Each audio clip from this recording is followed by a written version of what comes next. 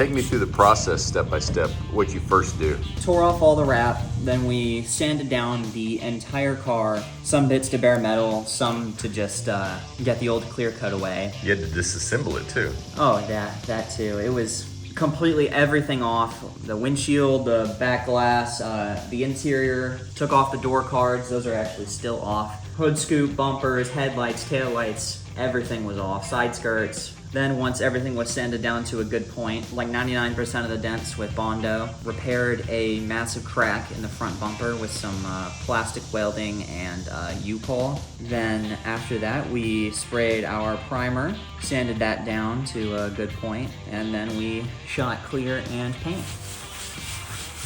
Oh, we talked about the hardest part was Yeah. the paint and clear. And the easiest part was shooting primer. Yeah. You did a good job filling the dents. There's barely any left. I can still see one or two on the hood, and there's one above the gas cap, but there was a really huge ding on that driver fender right there, but you never know. Would you do it again? That's debatable. If I could cut the process down a little bit and have it not take so much time, then absolutely. Oh, and we built a paint booth in the shop. We did build a paint booth in the shop. Also completely reorganized the shop. And had an exhaust fan running. And you Can you can tell see what color it was? the fan didn't start its life as blue. Came out on the walls as well, and then on the windows. It's all, You should show the outside. yeah.